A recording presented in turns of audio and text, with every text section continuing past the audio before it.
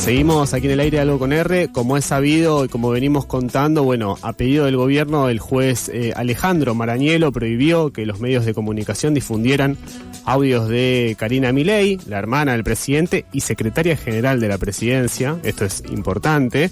Al mismo tiempo, la ministra de Seguridad, Patricia Bullrich, pidió que se allanen los estudios de Carnaval Stream y la casa de distintos periodistas, entre ellos Mauro Federico y Jorge Rial, que estuvieron ayer en la comisión autoconvocada, la Comisión de Derechos de Libertad de Expresión allí en la Cámara de Diputados. Todo esto en el marco de la investigación por las coimas en la Agencia Nacional de Discapacidad, en el marco del ajuste y abandono a personas con discapacidad y sus familias. Esto es importante para no corrernos también del foco, y en este marco estamos hablando de censura previa, de ataques a la libertad de expresión.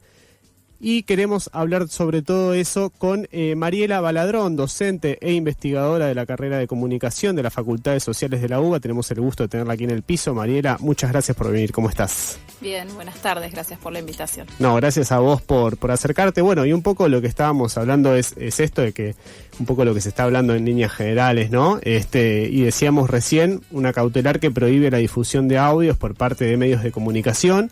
Queríamos en principio preguntarte qué se puede decir de esto y cómo se vincula con la censura previa, ¿no? Esta prohibición o esta cautelar que prohíbe esa difusión de audios. Claro, son dos denuncias o dos cautelares distintas, ¿no? Por un lado, la primera a la que estás haciendo referencia, esa es en el marco de lo civil, y fue a solicitud de Karina Milei, que justamente no se divulguen estos audios que se anunciaron que se iban a divulgar, digamos. Sin dudas es censura previa, digamos, y esto, digamos, la gravedad que tiene es que está prohibido por nuestra Constitución Nacional, claro, y por la Convención Americana de Derechos Humanos. Entonces, en Argentina, en última instancia, lo que hay son responsabilidades ulteriores. O sea, una vez que se difunde o se emite un mensaje o en el formato que sea, bueno, se evaluará en ese caso si corresponden o no las responsabilidades ulteriores. Acá el problema es que se está directamente prohibiendo que una información que en principio todo da, digamos, no conocemos de qué se trata, ¿no? Pero en principio sería un tema sin lugar a dudas de interés público que involucra a una funcionaria pública, porque digamos no es solamente la hermana del presidente, sino que tiene un cargo de funcionaria pública. Entonces, digamos, se supone también que los funcionarios públicos deberían tener mayor tolerancia hacia la crítica, y en este caso el juez hace lugar a esta medida cautelar, que bueno, tiene este problema de base, digamos, ¿no? Que afecta a la libertad de expresión. Es un caso, sin lugar a dudas, de censura previa. Y otro problema que tiene esta cautelar es que, por ejemplo, le pide al Ente Nacional de Comunicaciones, al ENACOM, que sea quien la haga cumplir. Claro. Y la amplitud que tiene, digamos, incluye medios que no regula o que no es competente el ENACOM para hacerlo. Entonces es compleja también la implementación, digamos. Sí, de la justamente esto que decís del ENACOM, te quería preguntar sobre eso porque, claro, dice que lo regule el ENACOM o que lo aplique el ENACOM, pero al mismo tiempo habla de prensa gráfica, de redes sociales. Entonces es como si hubiera un desconocimiento incluso del funcionamiento de la legislación en comunicación en Argentina, ¿no? Esa es la sensación, por lo menos, que da. Claro, exactamente. El Ente Nacional de Comunicaciones es la autoridad que aplica la Ley de Servicios de Comunicación Audiovisual y la Ley Argentina Digital.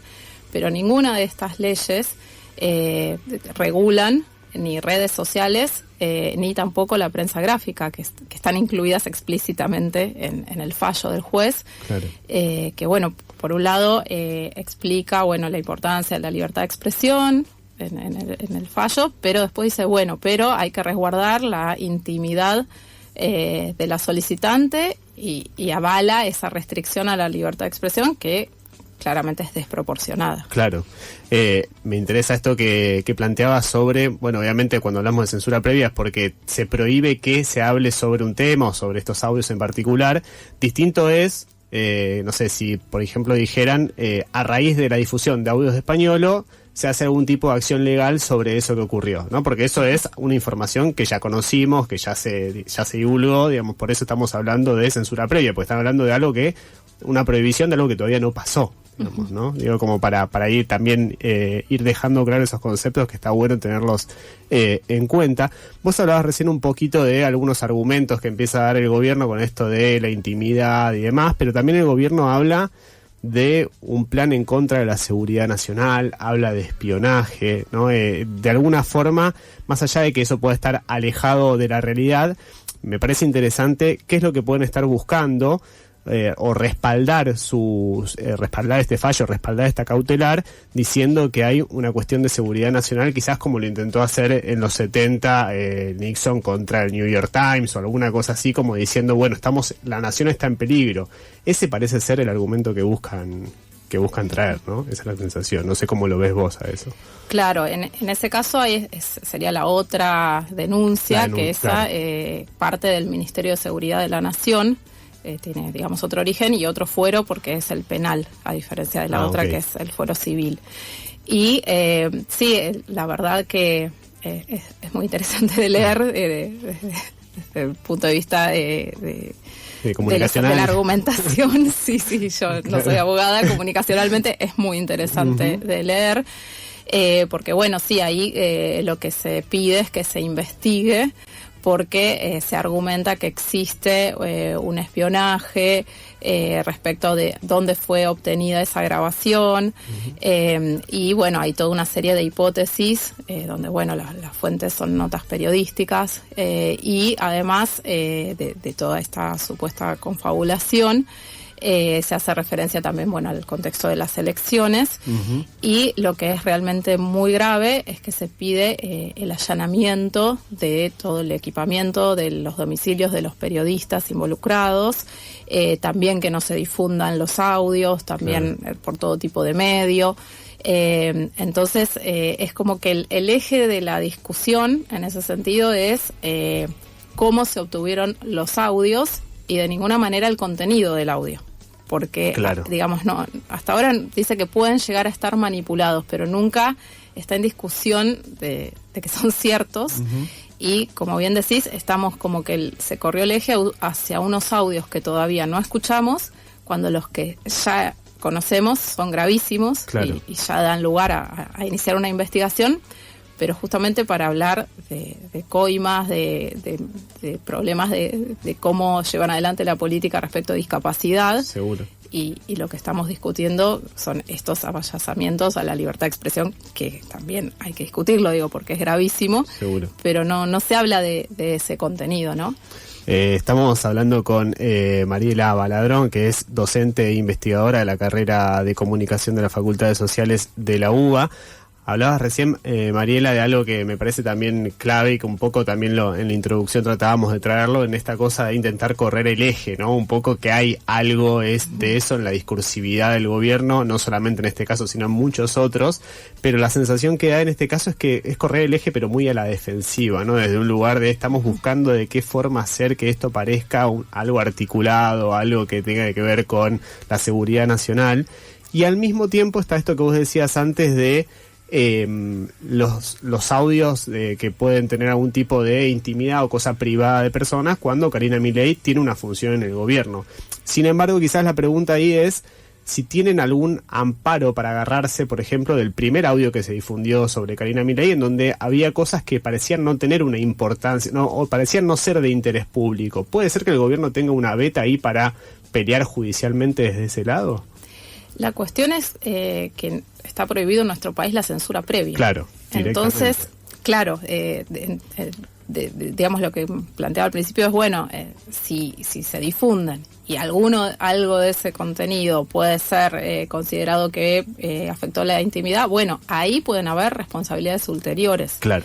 Pero no que no se dejen directamente conocer ese contenido, porque además la libertad de expresión tiene una doble faz. Es la libertad de expresión individual, por ejemplo, de estos periodistas o de la persona que quiera dar a conocer un hecho, pero sobre todo y principalmente cuando es un tema de interés público, como claramente lo estaría si está vinculado a las posibles coimas o digamos de la forma en que se estaba robando dinero de las personas con discapacidad en medicamentos. Más interés público que un tema como ese, es difícil de discutir qué es interés público ese tema. Claro. Y está el derecho social de todas las personas, o sea, toda la ciudadanía, cada ser humano, digamos, tiene derecho a la libertad de expresión, es un derecho humano inherente a cada persona. Entonces, todas y todos nosotros también tenemos derecho a conocer esos audios. Claro. Entonces, el hecho de la censura previa es muy grave en ambos sentidos, no solo para los periodistas o para quienes investigan, sino también para la ciudadanía, cuando se está limitando que conozcamos un tema de tanta relevancia y de interés público. Con todo este tema, uno recorre las redes sociales y aparece mucho el video del programa de Tato Bores, ¿no? Con la jueza Buruburu Díaz, en ese momento la jueza Servini de Cubría, que quiso también aplicar censura previa y que no se hable de ella en el programa del cómico Tato Bores en los 90.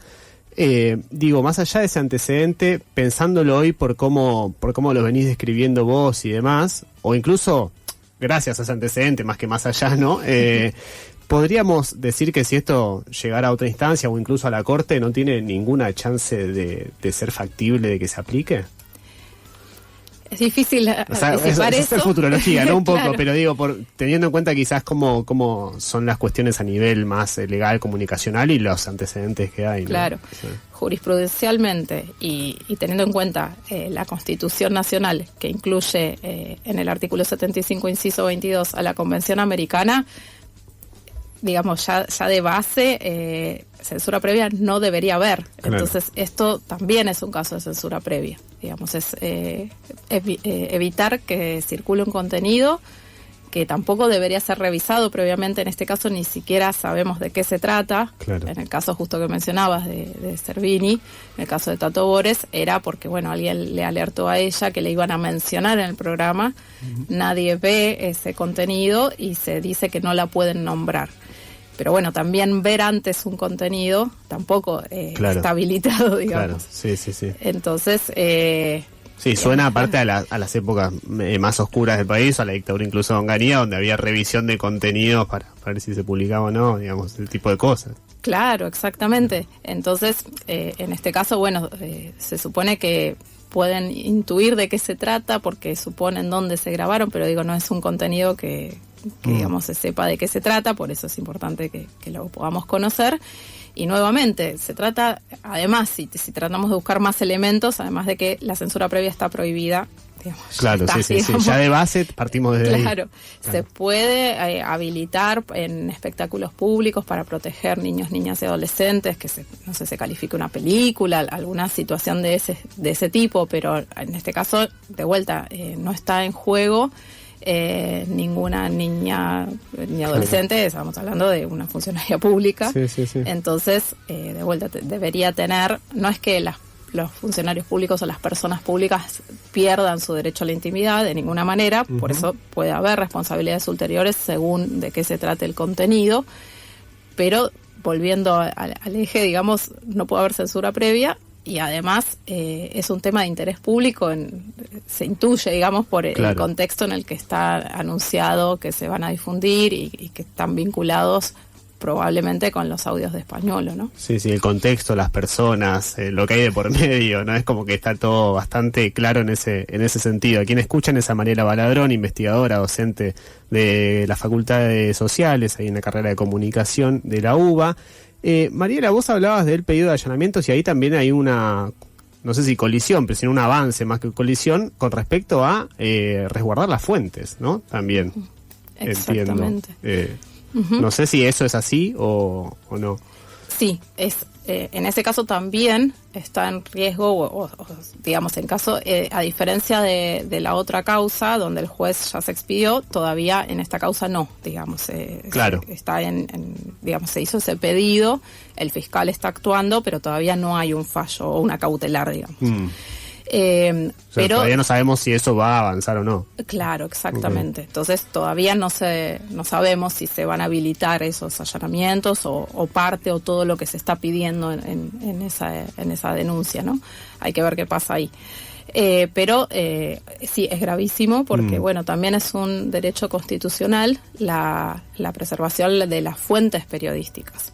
Entonces, en este caso, los periodistas justamente tienen esa, digamos, la protección es de la fuente, Claro. Quién, digamos, les envió, les compartió ese contenido. Ellos no tienen, en ese sentido, esa responsabilidad al divulgarlo, porque lo que se protege es justamente la fuente. Y esto tiene una razón de ser, que es, si no fuese de esa manera, hay ciertos contenidos que son muy importantes y de interés público para investigaciones, que si la fuente no puede preservarse, no se va a poner en riesgo y no nos enteraríamos de muchas cosas. Entonces, ese es el sentido, digamos, a diferencia de otras profesiones, que el secreto profesional tiene que ver con el contenido de ese profesional con su cliente, si es, no sé, un abogado, un psicólogo. En este caso no, la lógica es que lo que se preserva es a la fuente que brindó la información, y lo que sí se debería hacer público es el contenido, que ese es el rol que juega el periodismo, ¿no? Claro. Bueno, preservar la fuente en este caso está estrechamente ligado con el derecho a la información, digamos, ¿no? O sea, de alguna manera, porque si no, habría mucha información que no nos llegaría directamente. Claro. Mariela, como para cerrar, quizás una pregunta, no sé, un poco más de interpretación, si se quiere. No sé ¿qué estás viendo vos con respecto al manejo de la comunicación por parte del gobierno? Porque a priori uno podría pensar que casi no hay comunicación oficial, o que hay poca, por lo menos lo que parece, como que hay poca legislación en materia de comunicación, pero al mismo tiempo el gobierno tiene como uno de sus frentes al periodismo, a los periodistas, quizás con este intento de hacerlo pasar como algo personal del presidente, como unas locuras de él hacia el periodismo o hacia la comunicación, y no como algo que parece ser más bien una política de Estado, que medio no se explicita del todo, quizás de una forma concreta, pero sí parecería ser, por lo menos en mi interpretación, una política de Estado. Pero más que lo que yo pienso, me interesaba saber cómo ves vos esa relación entre gobierno, periodismo y comunicación. No sé cómo lo estás viendo. Sí, digamos, siempre es a veces un poco más difícil analizar las cosas mientras suceden, pero pensándolo desde los conceptos de una política pública de comunicación, también hay decisiones que son por acción y por omisión, y en este caso igual vemos muchas acciones del gobierno que muestran claramente la línea de una política de comunicación, que tiene discursivamente se presenta de una manera, digamos, o se dice que hay total libertad, pero después vemos que constantemente se están haciendo causas contra periodistas por ejemplo, calumnias e injurias. Hay un nuevo protocolo que reprime la protesta social, que también es libertad de expresión, la protesta social. Vemos que hay fotoperiodistas y periodistas gravemente heridos. Entonces, digamos, hay una cuestión discursiva y hay otra que es la que podemos analizar a partir de los hechos, ¿no? Claro. Después, en lo que es, por el DNU 70, por ejemplo, 2024, modificó la ley audiovisual, entonces sí han habido algunas modificaciones que benefician o habilitan mayores niveles nunca antes vistos de concentración, sacando límites que antes existían. Incluso con todas las modificaciones que tuvo la ley audiovisual, no se implementa, por ejemplo, el FOMECA, que es el Fondo Concursable para los medios comunitarios indígenas. Eso está vigente en la ley. Entonces hay acciones que son decisiones que se están tomando. A veces es actuar efectivamente tomando medidas que son regresivas, como muchas de las que mencioné, y otras que son por omisión, que es no hacer un montón de cuestiones que el Estado está obligado a hacer, digamos. Entonces, están de los dos tipos. Después, discursivamente, también no hay más publicidad oficial, porque, bueno, supuestamente eso era una forma de malgastar el dinero o de apoyar a ciertos periodistas. Pero bueno, se modificó también la ley de acceso a la información pública por decreto. Entonces, ahí vemos que también hay acciones con lo legislativo que hacen mucho más difícil el acceso a la información pública, y hay periodistas que vienen pidiendo informes de, por ejemplo, cuánto viene gastando YPF o aerolíneas. Entonces vemos que sí hay gasto en lo que podríamos llamar publicidad oficial, a pesar de lo que se dice, pero se hacen trabas institucionales o se modifican las leyes de manera regresiva, donde es más difícil que nos enteremos de esas acciones u omisiones, ¿no? Claro. Mariela, muy muy interesante todo esto que nos trae, todo este análisis. A quienes escuchan es a Mariela Baladrón, docente e investigadora de la carrera de Comunicación de las Facultades Sociales de la Universidad de Buenos Aires. Te queremos agradecer un montón por haberte venido, por habernos contado todo esto en relación a censura previa, libertad de expresión, y bueno, agradecidos de tenerte aquí en el piso. Muchas gracias a ustedes. Ustedes quédense porque hasta las 20 hacemos Algo con R y hay mucho más programa. Seguinos en las redes.